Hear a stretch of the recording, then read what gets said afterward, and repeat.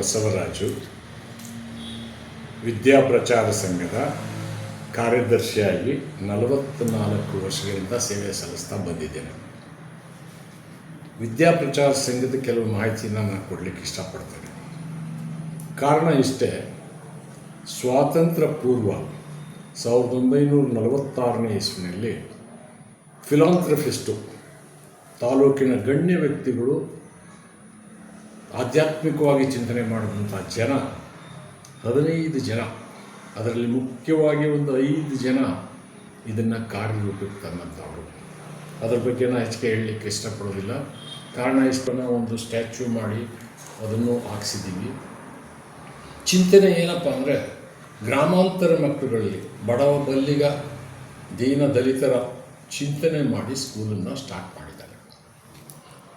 ಆಗಿನ ಕಾಲದಲ್ಲಿ French racks ಅಂತ ಇದ್ದಂಥ ಈ ತಾಲೂಕು ಮುನ್ಸಿಪಾಲ್ಟಿ ಒಂದು ರೂಮ್ನಲ್ಲಿ, ಒಂದು ಕೊಠಡಿಯಲ್ಲಿ 10 ಇದ್ದಂಥ ಒಂದು 10 ವಿದ್ಯಾರ್ಥಿಗಳನ್ನು ಸೇರಿಸಿ ಸ್ಟಾರ್ಟ್ ಆದಂಥ ಈ ಸ್ಕೂಲು ಇವತ್ತು ಅದ್ಭುತವಾಗಿ ಬೆಳೆದಿದೆ. ಸುಮಾರು 80 ವರ್ಷಗಳ ಇತಿಹಾಸವನ್ನು ಹೊಂದಿರತಕ್ಕಂಥ ಮಂಡ್ಯ ಜಿಲ್ಲೆಯಲ್ಲಿ ಹೋಲಿಸಿದಾಗ ಇದು ಎರಡನೇದೋ ಮೂರನೇ, ಮೊದಲು ಎರಡಿರಬೇಕು ಮಂಡ್ಯದಲ್ಲಿ.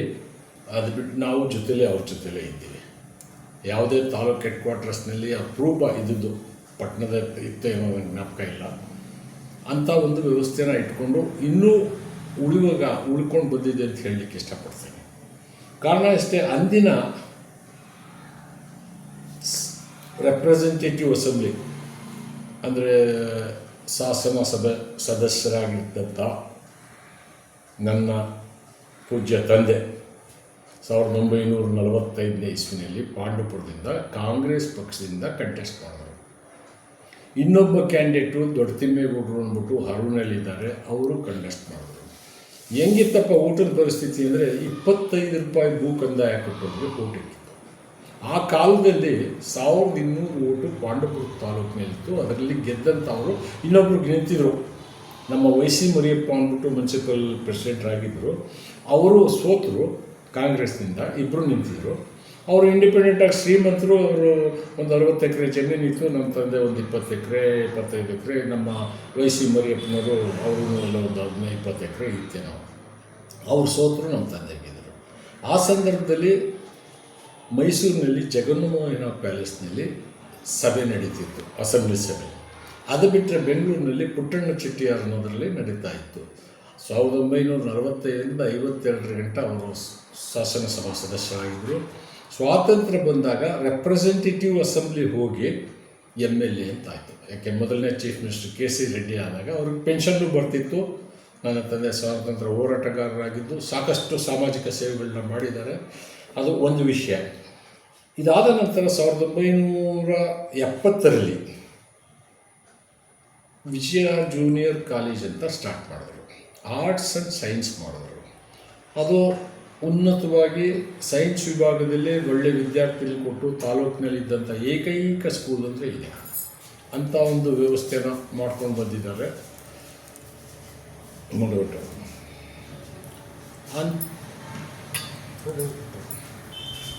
1970ರಲ್ಲಿ ಅದನ್ನು ಬಂದ ನಂತರ 1900ರಲ್ಲಿ ಫೌಂಡರ್ ಸೆಕ್ರೆಟರಿ ಆಗಿಂತ ಡಾಕ್ಟರ್ ರಾಜಾರವರು ವಯೋವೃದ್ಧರಾಗಿ ನಿವೃತ್ತಿ ತಗೊಂಡಾಗ ನನ್ನನ್ನು ಈ ಸ್ಕೂಲಿಗೆ ಸೆಕ್ರೆಟರಿಯಾಗಿ ತೊಗೊಳೋದಕ್ಕೆ ಆಡಳಿತ ಮಾಡಿರೋ ತೀರ್ಮಾನ. ಅದಕ್ಕೆ ನಮ್ಮ ತಂದೆ ವಿರೋಧ ಇತ್ತು. ನನ್ನ ಮಗ BE MBA ಮಾಡಿರೋನ್ನ ನೀನು ಸೇವೆ ಮಾಡೋಕ್ಕಾಗಲ್ಲ, ಅವನೆಲ್ಲೆಲ್ಲೋ ಕೆಲಸಕ್ಕೆ ಹೋಗ್ತಾನೆ, ಬಂದವನೇ ಹೋಗ್ತಾನೆ, ಏನೋ ಮಾಡ್ತೀನಿ ಅಂತ ಹೋದ. ಆಗಲಿಲ್ಲ, ವಾಪಸ್ ಹೋಗ್ತಾನೆ ಕೆಲಸಕ್ಕೆ ಅಂತ ಅಂದರು. ಆಗ ನನ್ನ ಗುರುಗಳಾಗಿದ್ದಂಥ, ನಾನು ಇದೇ ಸ್ಕೂಲಲ್ಲಿ ಓದೋನು, ನಾನು ನಮ್ಮಣ್ಣ ಎಲ್ಲ ಕುಟುಂಬ ಎಲ್ಲ ಇಲ್ಲೇ ಓದೋರು. ಆ ಸಂದರ್ಭದಲ್ಲಿ ನಮ್ಮ ತಂದೆ ಬೇಜಾರು ಮಾಡಿಕೊಟ್ರು. ಸುಬ್ರಾಯಗೌಡರು ಹೇಳಿದ್ದಕ್ಕೆ ಇಲ್ಲ ಕಣ್ಣೋಗಿ ಅಂತ. ಬಟ್ ನಮ್ಮ ಅಣ್ಣ ಅವ್ರಿಗೆ ಕನ್ವಿನ್ಸ್ ಮಾಡಿ, ನಿಮ್ಮ ಮಗ ಇರೋಷ್ಟು ದಿವಸ ಇರ್ತಾನೆ, ದೊಡ್ಡ ರಾಜೀನಾಮೆ ಕೊಟ್ಟು ಹೋಗ್ತಾನೆ ಅಂತೇಳಿ ನನ್ನನ್ನು ಸೇರಿಸಿದ್ರು. ನಾನೊಂದು ಫ್ಯಾಕ್ಟ್ರಿಲಿ ಕೆಲಸ ಮಾಡಿಕೊಂಡು ನನ್ನ ವೃತ್ತಿ ಜೀವನವನ್ನು ನಡೆಸ್ಕೊಂಡು ಸಂಸ್ಥೆಗೆ ಕಾಯ ವಾಚ ಮನಸ್ಸ ಶುದ್ಧ ಮನಸ್ಸಿಂದ ಸೇವೆ ಮಾಡಿದ್ದೀನಿ ಅಂತ ಹೇಳ್ತೀನಿ. ಭಾಳ ನೋವುಗಳು ಕೊಟ್ಟಿದ್ದಾರೆ ನನಗೆ ತಾಲೂಕಿನಲ್ಲಿ. ಅಪ್ಪ ಮಕ್ಕಳುಗಳು ಅವ್ರದ್ದೇ ಆಗೋಯ್ತು, ಆ ಕೇಸೆಲ್ಲ ಆಡಿದ್ದಾರೆ. ಇದನ್ನು ಯಾವುದು ಎಡಿಟ್ ಮಾಡ್ತಿರ್ಬೋದು, ನಿಮ್ಮ ಜವಾಬ್ದಾರಿ. ಅದು ನೋವಿದೆ ನನಗೆ. ಬಟ್ ನಾನು ಯಾವಾಗ ಪುಟ್ಟಣ್ಣಯ್ಯ ಪುಟ್ಟರಾಜು ಅವ್ರನ್ನ ಮೆಂಬರ್ ಮಾಡಿಕೊಂಡೋ ಅನ್ನೋವೆಲ್ಲ ಕೋರ್ಟ್ಗತ್ತಿದ್ದಾರೆ, ಕಚೇರಿಗತ್ತಿದ್ದಾರೆ, ಡಿಪಾರ್ಟ್ಮೆಂಟ್ ಪ್ರೆಸಿಡೆಂಟ್ ಆಫ್ ಇಂಡಿಯಾ ಕಾಗದ ಬರೆದು ಅಲಿಗೇಷನ್ ಚಾರ್ಜ್ ಮಾಡಿದ್ದಾರೆ ನನಗೆ. ಅಲ್ಲಿಂದ ಬಂತು ಇನ್ಸ್ಪೆಕ್ಟರ್ ಇದ್ದವ್ರು ಬಂದವರು, ಸಾರ್ ನಾನು ಬಂದು ವಸ್ತ್ರದಲ್ಲಿ ನಿಮಗೆ ಎಲ್ಲ ತಿಳ್ಕೊಂಡಿನಿ, ನಥಿಂಗ್ ಟು ವರಿ ಸ್ಕ್ವಾಶ್ ಮಾಡೋರು. ಒಬ್ಬರು ಹೈಕೋರ್ಟ್ನಿಂದ ಹೋದರು, ಒಬ್ಬರು ಇನ್ನೊಂದು ಕಡೆ ಹೋರಾಟ ಮಾಡೋರು, ನಮ್ಮ ಮರಿಗೌಡರು ಚಿಕ್ಕಡೆ, ದೊಡ್ಡ 3,000 ಜನ ಸೇರಿದ್ದು. ನಾನು ನನ್ನ ಕುಲ ಬಾಂಧವ್ರು ಕರಲಿಲ್ಲ, ರಾಜಕೀಯ ಮನೆ ಭಾಗ ತುಳಿಲ್ಲ, ಒಂಟಿ ಸರ್. ಎಲ್ಲೋ ಒಂದು ಕಡೆ ಇದು 80 ವರ್ಷ ಇತಿಹಾಸ ಇರೋಂಥ ಒಂದು ಶಾಲೆ, ಅಷ್ಟು ಸುಲಭವಾಗಿ ಇದನ್ನು ನಡೆಸ್ಕೊಂಡು ಹೋಗೋಕ್ಕೆ ಯಾರ ಕೈಯೂ ಸಾಧ್ಯ ಇಲ್ಲ. ತಮಗೆ ಈ ಇಳಿ ವಯಸ್ಸಿನಲ್ಲೂ ಸರ್ ಅವಳ ಚಿರ ಯುವಕ ಥರ ಕೆಲಸ ಮಾಡ್ತಾಯಿದ್ದೀರ, ಅದು ಹೇಗೆ ಸರ್? ಅದು ಯಾವ ರೀತಿ ಅಂತ ಅಲ್ಲ, ನಿಮ್ಗೆ ಯಾರ ಸಪೋರ್ಟ್ ಇದೆಯಾ ಏನು?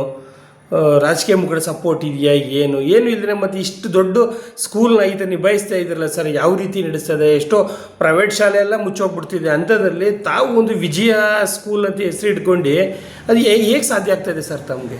ನಿಮಗೆ ಹೇಳ್ತೀನಿ, 1946ರಲ್ಲಿ ಸ್ಟಾರ್ಟ್ ಆದಮೇಲೆ ಮೇಲುಕೋಟೆಯಲ್ಲಿ ಒಂದು ಹೈಸ್ಕೂಲ್ ಸ್ಟಾರ್ಟ್ ಆಯಿತು 1950ನೇ ಇಸ್ವಿ. ಅದೀಗ ಮುಚ್ಚೋಗಿದೆ, ಬೆಳವಣಿಗೆ ಇಲ್ಲ. ಗಣ್ಯರಿದ್ದಾರೆ, ಕೆ ಬಿ ನರಸಿಂಹಗೌಡರು ಇದ್ದಾರೆ, ಎಂತೆಂಥ ಹಲಗೆಗೌಡರು ಇದ್ದರು, ಅಲ್ಲಿ ಕೆಲಸ ಮಾಡೋದು ಇದ್ದಾರೆ, ಹಲಗೆಗೌಡರು ಕೆಲಸ ಮಾಡಿದ್ದಾರೆ, ಕೆ ಬಿ ನರಸಿಂಹ ಅಲ್ಲೇ ತಿರ್ಗಿ ಅಧಿಕಾರಿಕ ಸ್ಥಾನಕ್ಕೂ ಬಂದರು. ನಾನು ಹೇಳೋದಿಷ್ಟೇ, ನಾನು ಅವ್ರ ಮೇಲೆ ಕಾಮೆಂಟ್ ಮಾಡೋದಿಲ್ಲ. ನಾನು ಒಬ್ಬ ನಮ್ಮ ತಂದೆ 5 ಮಕ್ಕಳು ವಿದ್ಯಾಭ್ಯಾಸ ಕೊಟ್ಟು, ವಿದ್ಯಾಭ್ಯಾಸ ಮೂಲಕ ನಿನ್ನ ಜಮೀನು ಆಸ್ತಿ ಎಲ್ಲ ಅಂದ್ಕೊಂಡು ನನಗೆ ವಿದ್ಯಾಭ್ಯಾಸ ಕೊಟ್ಟಿರೋದ್ರಿಂದ ನನ್ನ ಬುದ್ಧಿವಂತಿಕೆಯಿಂದ ವ್ಯವಸ್ಥೆಗಳನ್ನ ಕಂಟ್ರೋಲ್ ಇಟ್ಕೊಂಡು ಬಳಸ್ತಾ ಬಂದಿದ್ದೀನಿ. ಯಾವುದೇ ವಿಧವಾದಂಥ ಅವ್ಯವಹಾರಗಳಿಗೆ ಅದಕ್ಕೆ ನಿದರ್ಶನ ನೀವೇ ನೋಡ್ತಾ ಇದ್ದೀರ. ನಾನು ಹೇಳೋಕ್ಕೆ ಇಷ್ಟಪಟ್ಟು, ನೀವು ಇಲ್ಲೇ ಓದೋರು ಇರಬೇಕು. ಹೌದು, ನಾವು ಇದೇ ಶಾಲೆಯಲ್ಲಿ ಓದಿ ನಾವು ಒಂದು ಉನ್ನತ ಮಟ್ಟದಲ್ಲಿ ಇದ್ದೀವಿ ಅನ್ನೋ ಕಾರಣನೇ ವಿಜಯನ್ನ ಸ್ಕೂಲು ಸರ್. ಅಷ್ಟು ಹೇಳಿದ್ರೆ ಅದೇ ನನಗೆ ನೆಮ್ಮದಿ. ನಮ್ಮ ತಂದೆ ಸಾಯೋದಿನ 3 ದಿವಸ ಅನ್ನಂಗೆ ಆ ದೇವಸ್ಥಾನ ಕಟ್ಟಿಸ್ದೆ ಅವ್ರ ಹೆಸರಲ್ಲಿ. ಈಗ ಹೇಳಿದ್ರೆ ದೊಡ್ಡ ಕತೆ, ಇದು ಬೇಡ, BCA ಬಗ್ಗೆ ಹೇಳ್ಬಿಡ್ತೀನಿ. ಯಾಕೆಂದರೆ ಸರ್, ಒಂದು ಶಾಲೆ ನಡೆಸ್ಕೊಂಡೋಗೋದಷ್ಟು ಸುಲಭದ ಮಾತಲ್ಲ. ಬಟ್ ತಮ್ಮನ್ನು ಈ ಮಾಧ್ಯಮ ಮುಖಾಂತರ ತಮ್ಮ ನೋವನ್ನು ಹಂಚ್ಕೊಳ್ಳೋಕ್ಕೆ ಅವಕಾಶ ಇದೆ ಸರ್. ಈಗ ಯಾವ ನಡೆದು ಬರ್ತು, ಯಾವ ರೀತಿ ಈಗ ಮುಂದೆ ಜೊತೆಗೆ ತಮ್ಮ ಮಗ ಕೂಡ ಇದಕ್ಕೆ ತುಂಬ ಸಪೋರ್ಟ್. ಅವ್ರ ಮಗನ ಬಗ್ಗೆ ಹೇಳೋದಾದರೆ ಸರ್, ತಮ್ಮ ಮಗನ ಬಗ್ಗೆ ಹೇಳೋದಾದರೆ ನೋಡಿ, ಅದು ಏನೋ ಈ ಸಂಸ್ಥೆಗೆ ಸೇವೆ ಮಾಡಿರೋ ಉದ್ದೇಶವೋ ಏನೋ, ನಾನು ವಿರೋಧಿಯಾಗಿದ್ದೆ.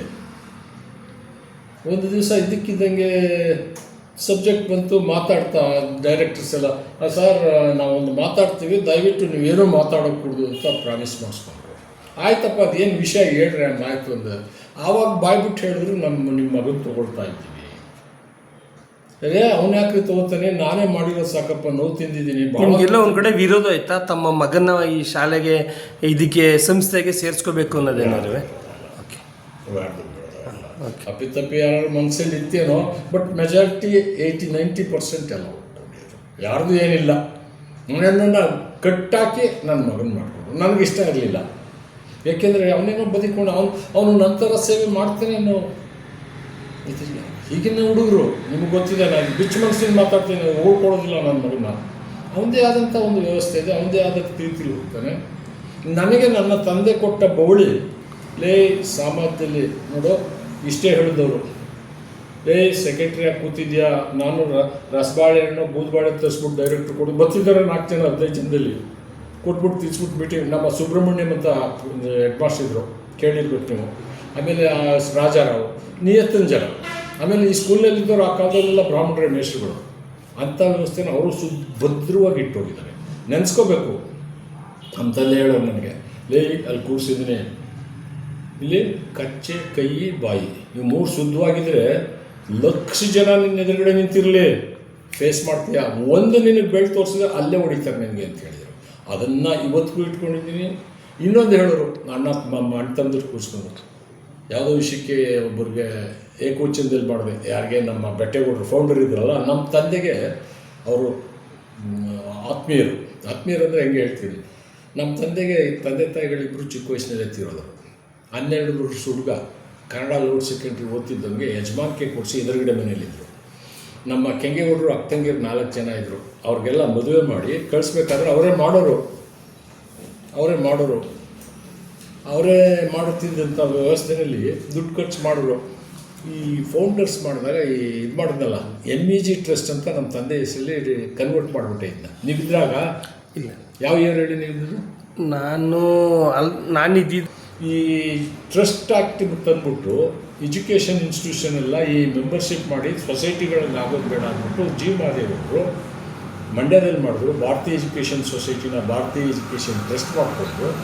ಅದನ್ನು ತರಿಸಿ ನಾನಿಲ್ಲಿ MEG ಟ್ರಸ್ಟ್ ಮಾಡಿದೆ. ನಮ್ಮ ತಂದೆ 50,000 ರೂಪಾಯಿ ಕೊಟ್ಟರು. ನನಗೆ ಹೇಳಿದ್ರು, ನೀವು ಮಾಡಬೇಡ, ನಾನು ಇದ್ದಂಗೆ ಮಾಡಬೇಡ ಕೊಡೋದು, ಏನಿಲ್ಲ ಎಲ್ಲ ಮಾಡಿದ್ರೆ ನೀನು ಸೇವೆ ಮಾಡಿಲ್ವಾ ಏನು ಅಂದ್ಬಿಟ್ಟು ನಾನು ರೋಪ್ ಹಾಕ್ಬಿಟ್ಟು ಮಾಡಿದೆ. ಆಗೇನು ಮಾಡಿದೆ, ಈ ಫೌಂಡರ್ ಪ್ರೆಸಿಡೆಂಟ್ ಇದ್ದಲ್ಲ, ಅವರು ಮಕ್ಕಳಿರಲಿಲ್ಲ, ಅವರ ತಮ್ಮನಿಗಿದ್ರು, ಅವನು ಲಾಯರ್ ಮಹೇಶ್ಗೌಡ ಅಂದ್ಬಿಟ್ಟು ಪಟ್ಟಣದಲ್ಲಿ ಒಂದು ನಮ್ಮ ಸೀಮರಿಗೌಡರು, ಹಲಗೆಗೌಡರು, ಕೆಂಚೇಗೌಡರು, ಕೆಂಪೇಗೌಡರು, ಪುಟ್ಟೇಗೌಡರು, ಮಾಯಿಗೌಡರು, ಸೋಮೇಗೌಡರು, ವಾಟಾಳು, ವೈರ್ಗುಡಿ ದೊಡ್ಡ ಸಭೆ ಕರೆದು ಒಂದು 3,000 ಜನ. ಈಗ AC ಆಫೀಸ್ ಇದೆಯಲ್ಲ, ಆ ಟ್ರಾವೆಲರ್ಸ್ ಬಂದಲ್ಲಿ ಸಭೆ ನಡೀತು. ನಾನು ಫ್ಯಾಕ್ಟ್ರಿಲಿದ್ದೀನಿ, ಹೋರಾಟ ಮಾಡಿದ್ರು, ಬಂದರು, ಕಾಗದ ಬರೆದ್ರು, ಏನೇನೋ ಆಯಿತು. ಕೊನೆಗೆ ಅದನ್ನೂ ಗೆದ್ದೆ. 15 ಜನ ಮೇಲೆ ನೀವು ಏನೇ ಹೇಳಿದ್ರು ಕೊಡಲಿಲ್ಲ. ಒಂದು ಮೀಟಿಂಗ್ ನಮ್ಮ ತಂದೆ ಹೇಳಿದ್ರು, ನೋಡಿದೆ, ಅನುಭವಿಸು ನನ್ನ ಮಗನೆಯಿಂದ ನಮ್ಮಪ್ಪ ಮಾಡಿಬಿಟ್ಟೆ, ಅನುಭವಿಸು ನೋಡಿದ್ದೆಲ್ಲ ಬೇಕಾಯ್ತಾ ನಿನಗೆ ಅಂದರು. ಅವಾಗ ನಾನು ಹೇಳಿದೆ, ಅವನಲ್ಲಪ್ಪ, ಅವನು ಬೆಟ್ಟೆಗೌಡ, ಅವ್ನ ತಮ್ಮನ ಮಗ, ಅವ್ನ ಮಕ್ಕಳಿಲ್ಲ, ಅವ್ನ ತಮ್ಮನ ಮಕ್ಕಳು ತೊಡೆ ತೊಟ್ಟವ್ರು ಲಾಯರು, ನೋಡ್ತೀನಿ ಬಿಡು ಅಂದ್ಬಿಟ್ಟೆ ಏಕವಚನದಲ್ಲಿ. ನನ್ನ ತಂದೆ ಎಷ್ಟು ಕೋಪ ಬಂತು ಅಂದ್ರೆ, ಏನಿಂದ ಓಳಿ ಮಗನೇ, ಏನೋ ಗೊತ್ತು ನಿನಗೆ, ಇವತ್ತೇನಾದ್ರು ನೀವು ಹಿಂಗಿರ್ಬೇಕಾದ್ರೆ ಆ ಬೆಟ್ಟೆ ಹುಡುಗರು ಹಾಕಾಕೋಣ. ನನಗೆ 12 ವರ್ಷ ಹುಡುಗನಿಗೆ ಯಜಮಾನಿಗೆ ಕೈ ಕೊಟ್ಬಿಟ್ಟು ಕಷ್ಟ ಸುಖಗಳಿಗೆಲ್ಲ ಮದುವೆ ಮಾಡೋಕ್ಕೆ ಮುಂಚೆ ಎಲ್ಲ ಮಾಡುವ ಇಷ್ಟ ಆಯ್ತು ಕೊಡೋ ತೀಸ್ಕೊತಿದ್ರು ಹೊರತು ಅಂಥವ್ರನ್ನ ನೀನು ಏಕಂತ ಅವನು ಬೆಟ್ಟೆಗೌಡ ಅಂತೀಯ ನೀನು ಅಂತ ಹೇಳಿದ್ರು. ಅವತ್ತು ಹೇಳಿದ್ರು ನನ್ನ ತಂದೆ ನನಗೆ, ಮಾಡಿದವರ ತಂಪೂತ್ನಲ್ಲಿ ನೆನೆಸ್ಕೋ, ಶ್ರೇಯಸ್ಸಾಯ್ತದೆ. ಅದನ್ನು ಇಟ್ಕೊಂಡು ಇನ್ನೂರಪ್ಪ ಈ 3 ವಿಷಯ ನಾನು ಈ ಸೇವೆ ಮಾಡೋಕ್ಕೆ ಇದಕ್ಕೆ ಸಾಕಾರವಾಗಿ ನಿಂತದ್ದು ಈ ಸಂಸ್ಥೆಗೆ ಸುಬ್ರಾಯಗೌಡರು founder, PET teacher, S Narayanagowda ಅಂದನಲ್ಲ ಅವನು, ಮಂಜು, ಈ ವೆಂಕಟ. ಸೊ ಇದನ್ನು ಹೊರತುಪಡಿಸಿ ಈಗ ಒಂದು ಕಡೆ ಶಿಕ್ಷಣ ಆಯಿತು, ತಮಗೊಂದು ಕುಟುಂಬ ಇದೆ, ಹೇಗೆ ನಿಭಾಯಿಸ್ತಾರೆ ಸರ್? ಈಗ ಬೆಳಗ್ಗೆಯಿಂದ ಮೈಸೂರಿಂದ ಇಲ್ಲಿಗೆ ಬರ್ತೀರಾ, ಮತ್ತೆ ಇಲ್ಲಿಂದ ಸಂಜೆ ಹೋಗ್ತೀರಾ, ಬಟ್ ಅವ್ರಿಗೂ ಒಂದು ಸಮಯನ ನಿಗದಿ ಇರುತ್ತಲ್ವಾ? ಹೇಗೆ ನಿಮ್ಮ ಫ್ಯಾಮಿಲಿಯವರು ಹೇಗೆ ಸಪೋರ್ಟ್ ಮಾಡ್ತಾರೆ ಸರ್ ತಮಗೆ? I must thank to my wife. ನನ್ನ ಹೆಂಡತಿ ಒಬ್ಬ ಮಾಜಿ ಮಂತ್ರಿ ಮಗಳು, 2 ಸಾರಿ ಮಿನಿಸ್ಟರ್ ಆದವನು. ಚಿಕ್ಕೇಗೌಡ ಅಂದರೆ ಟೈಗರ್ ಬ್ರ್ಯಾಂಡು. 1950ನೇ ಇಸ್ವಿನಲ್ಲಿ BSc ಮಾಡಿಕೊಂಡು ಆಲ್ ಇಂಡಿಯಾ ಲೆವೆಲ್ನಲ್ಲಿ ಸೆಲೆಕ್ಷನ್ ಆಗಿ ಅಮೇರಿಕಾಗೆ ಹೋಗಿ 1 ವರ್ಷ ಫಾರ್ಮರ್ಸ್ ಮನೇಲಿ ಜೀವನ ಕಳೆದು ಬಂದು BSc ಮುಗಿಸ್ಕೊಂಡ್ರು ಫೈನಲ್ ಇಯರ್. ಆಮೇಲೆ ದೇವರಾಜ ಅರಸು ಕಾಲದಲ್ಲಿ 6 ವರ್ಷ ಮಿನಿಸ್ಟರ್ ಆಗಿದ್ರು, ಬಂಗಾರಪುರ ಕಾಲದಲ್ಲಿ 2 ವರ್ಷ ಮಿನಿಸ್ಟರ್ ಆಗಿದ್ರು, ಒಂದು 4-5 ಸಾರಿ MLA ಆಗಿ ಗೆದ್ದಿದ್ದಾರೆ. ಅವರ ಮಗಳು ಆಮೇಲೆ ಅವ್ರ ತಾತ, ಅವ್ರ ತಂದೆನೂ ನಮ್ಮ ತಂದೆನೂ MRA, SM ಕೃಷ್ಣರ ತಂದೆನೂ ನಮ್ಮಪ್ಪನೂ MRA. ಪುಸ್ತಕದಲ್ಲಿದೆ, ನನ್ನ ಪುಸ್ತಕದಲ್ಲಿ. ಆ ವ್ಯವಸ್ಥೆಯಲ್ಲಿ ಧಾರ್ಮಿಕವಾಗಿ ನನ್ನ ತಂದೆ ಆಸ್ತಿ ಅಂತಸ್ತಿಗೆ ಬೆಲೆ ಕೊಟ್ಟರಲ್ಲ. ನಮ್ಗೆ ಹೇಳ್ತಿದ್ದಲ್ಲಿ 5 ಜನ ನಿಮ್ಗೆ ಹಂಚಿದ್ರೆ ಪಂಚ್ಕೊಡಿ, ವಿದ್ಯಾಭ್ಯಾಸ ಕಳ್ಕೊಡ್ರಿ, ಎಲ್ಲೋ ಬದುಕ್ತೀರಿ, ನಿಮ್ಮ ಆಸ್ತಿ ಉಳಿಕಿಲ್ಲ ಕಣೋ, ನಿಮ್ಮ ಕೈಲಿ ಮಾಡೋಕ್ಕಾಗೋದಿಲ್ಲ ಅಂತ ಹೇಳ್ದಂಥವ್ರು. ಅದನ್ನು ಇಟ್ಕೊಂಡು ಬಂದಿದ್ದೀನಿ. ಆಮೇಲೆ ನಮ್ಮ ತಂದೆದು ಇನ್ನೊಂದು ಏನಂದರೆ, ಆ ಕಾಲದಲ್ಲಿ ಫಸ್ಟ್ ವೈಫ್ ಇದ್ದರು, ಸೋದರತ್ತೆ ಮಗಳನ್ನ ಹೇಳ್ತೀನಿ. ಯಾಕೆಂದರೆ ನಮ್ಮ ತಂದೆ ಮಾತ್ರ I am nothing before him.